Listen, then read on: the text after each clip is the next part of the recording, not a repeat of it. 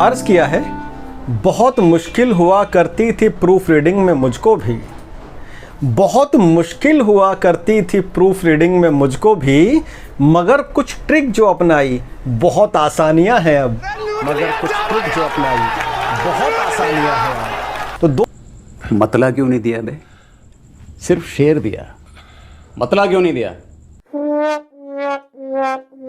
Proof reading में होने वाली परेशानी अब भरेगी आपके सामने पानी। नमस्कार, मैं हूं आपका दोस्त के शंकर सौम्य। आप सभी का स्वागत करता हूं शब्दांकुर प्रकाशन में। और आज मैं बात करूंगा प्रूफ रीडिंग की कुछ टिप्स के बारे में, कुछ पॉइंट्स के बारे में। उससे पहले आपको बता दूं कि ये वीडियो बहुत ही लाभदायक सिद्ध हो सकती है अगर आप इसको ध्यान से देखें तो आपके प्रूफ रीडिंग की ज़्यादातर समस्याएं इसमें सॉल्व हो सकती हैं। इसके अलावा एक बात और बता दूं कि इससे पिछली बार एक और वीडियो हमने बनाई थी जिसमें प्रूफ रीडिंग के बारे में 10 टिप्स दी हुई हैं, 10 पॉइंट्स बताए हुए हैं। ये वीडियो उसका सेकंड पार्ट है। अगर आपने वो वीडियो नहीं देखी है तो अभी आई बटन पे जाकर के क्लिक करें और पहले वो वीडियो देखें। उस वीडियो में 10 पॉइंट्स बताए गए हैं, बाकी के 10 इस वीडियो में बताए गए हैं। और इसके अलावा एक बात और आपको बता दूं कि ये जो सारे पॉइंट्स हैं ये मस्ट डू नहीं है आपके लिए, सारे ही आपको नहीं अपनाने हैं। जो जो आपके काम आ सके, जो जो आपको लगे कि हाँ ये आपके काम का है, वो ही आपको अपनाना है। और सबसे महत्वपूर्ण बात, अगर आप इस वीडियो में अंत तक बने रहते हैं तो अंत में आपके लिए एक बोनस है, एक गिफ्ट है। वो क्या है वो आपको उसी समय पता चलेगा। तो आइए शुरू करते हैं प्रूफ रीडिंग करने के टिप्स।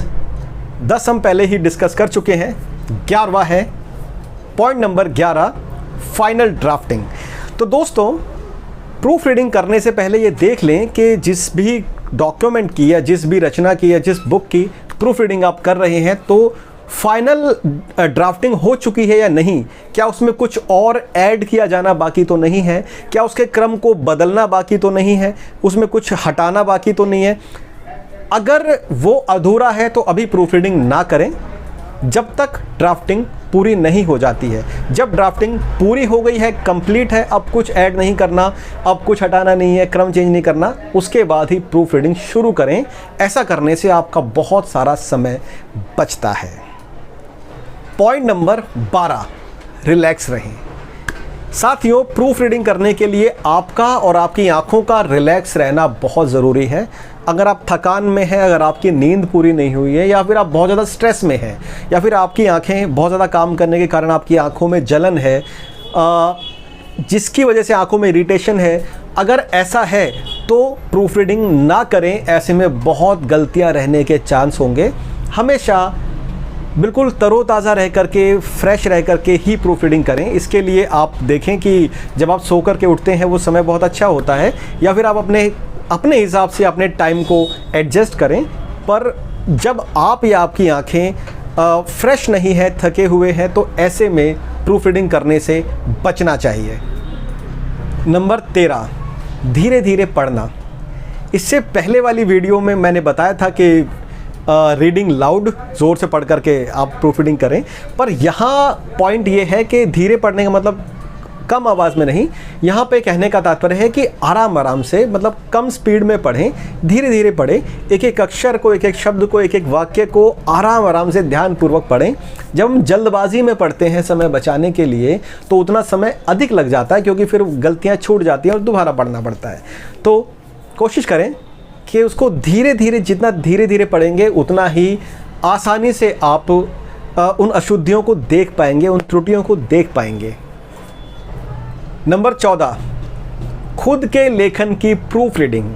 तो साथियों, अगर आपने खुद एक किताब लिखी है या कोई आर्टिकल, कोई रचना जो आपने स्वयं लिखा है, अगर आप उसकी प्रूफ रीडिंग कर रहे हैं तो सबसे पहले तो ऐसा करने से बचें। स्वयं की लेखन की प्रूफ रीडिंग करने से इसलिए बचना है क्योंकि जब आप खुद के लेखन की प्रूफ रीडिंग कर रहे होंगे तो उस कहानी में या उस कविता में, उसके रोमांच में, उसके भाव में, उन भावनाओं में आप खो जाएंगे। और उसमें खोने के बाद बहुत चांस हैं कि गलतियां नहीं दिखेंगी या बहुत कम दिखेंगी। तो अगर आप अपनी खुद की किताब की प्रूफ रीडिंग कर ही रहे हैं, पहले तो कोशिश करें कि ना ही करें। फिर भी अगर आप कर रहे हैं तो बहुत सावधानी से और बहुत एकाग्रचित्त होकर के आपको ये काम करना होगा। नंबर 15, अंत से शुरू तक पढ़ना। तो दोस्तों ये एक ऐसी ट्रिक है जिसमें जब आप किताब को पढ़ रहे होते हैं या कंटेंट को पढ़ रहे होते हैं तो उसके रोमांच में, उसके भावों में आप खो जाते हैं और आप रिलेट करते हैं उस कहानी से, ना कि करेक्शन से, ना कि शब्दों से। लेकिन जब आप अंत से शुरू तक पढ़ रहे हैं, मान लीजिए आपने अंत से पढ़ना शुरू किया, आखिरी सेंटेंस को पढ़ा और नीचे से ऊपर तक वाक्य दर वाक्य आपने पढ़ना शुरू किया, तो उस समय आप उस कहानी में नहीं खो गए हैं। उस समय आप कहानी को देख ही नहीं रहे हैं, आप देख रहे हैं सिर्फ वाक्य को, शब्दों को, अक्षरों को, वर्तनी को। तो उस समय बहुत संभावना है कि आप उस समय गलतियां अधिक खोज पाएंगे। अगला पॉइंट है कई चरणों में बांटें। तो ताकि कोई भी गलती ना छूटे प्रूफ रीडिंग में, उसके लिए आप ऐसा कर सकते हैं कि एक बार किताब को केवल वर्तनी के लिए पढ़ें, दूसरी बार उसको केवल विराम चिन्ह के लिए पढ़ें। ऐसा करने से हो सकता है कई बार आपको प्रूफ रीडिंग करनी पड़े, लेकिन जब एक बार में एक ही त्रुटि पर ध्यान केंद्रित करेंगे तो गलती की गुंजाइश लगभग खत्म हो जाएगी। पॉइंट नंबर 17, अल्प विराम। तो दोस्तों अल्प विराम जो है वो बहुत अधिक उपयोग होने वाले चिन्ह होते हैं और उसमें बहुत गलती की गुंजाइश हो जाती है कि उनको पढ़ते वक्त बहुत ध्यान रखना पड़ता है। तो अल्प विराम का विशेष ध्यान रखें, क्योंकि कई बार अल्प विराम का थोड़ा सा अगर प्रयोग गलत हो जाए तो जो अर्थ है वो अनर्थ में बदल सकता है। उदाहरण के लिए आपने बहुत बार सुना ही होगा, एक वाक्य है, अगर अल्प विराम के साथ इसको उपयोग करें तो दो तरह से उपयोग कर सकते हैं। एक है रोको मत अल्प विराम जाने दो, रोको मत जाने दो। अगर अल्प विराम को बदला जाए तो रोको मत जाने दो, तो यहाँ पे अर्थ बदल जाता है। तो अल्प विराम लगाते समय बहुत ध्यान रखें। पॉइंट नंबर 18, कोट्स का ध्यान रखें। तो साथियों जो कोट्स होते हैं, जो विद्वान लोगों ने लिखे हैं, किसी के भी कोटेशन अगर हम यूज़ कर रहे हैं, महात्मा गांधी जी ने क्या कहा था, डॉक्टर अब्दुल कलाम ने क्या कहा था, उनके कोट्स अगर हम यूज़ कर रहे हैं तो वो हमें एज इट इज़ रखना है। उसमें कोई बदलाव, कोई भी किसी प्रकार का बदलाव कुछ नहीं करना है, एज इट इज़ रखना है। लेकिन अगर आपको लगता है कि उसमें कहीं कोई बात नहीं कही गई या कुछ और बात आप उसको क्लियर करना चाहते हैं, तो उसके बाद वर्गाकार कोष्ठक होता है।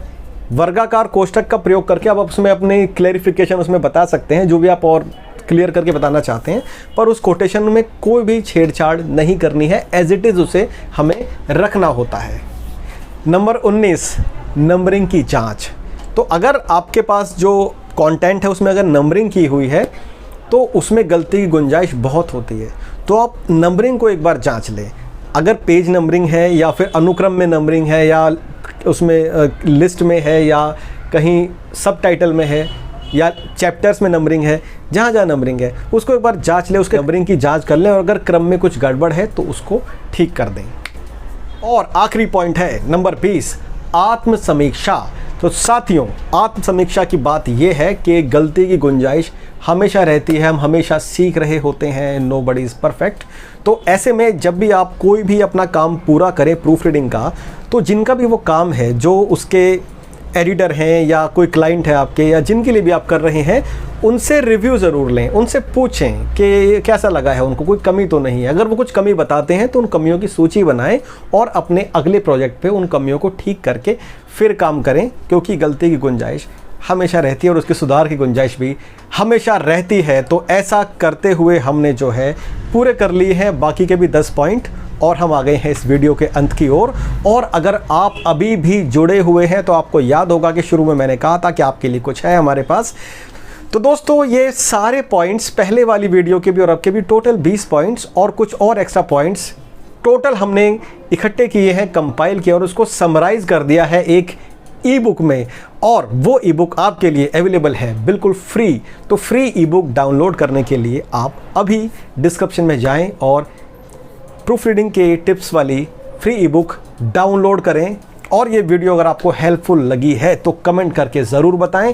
कोई पॉइंट्स मुझसे छूट गया है तो वो भी कमेंट करके बताएं। और आपकी किताब प्रकाशित करने के लिए हम क्या सहायता कर सकते हैं वो जानने के लिए अभी संपर्क करें। दीजिएगा इजाज़त, मिलेंगे अगली बार। बहुत बहुत धन्यवाद आपका। नमस्कार।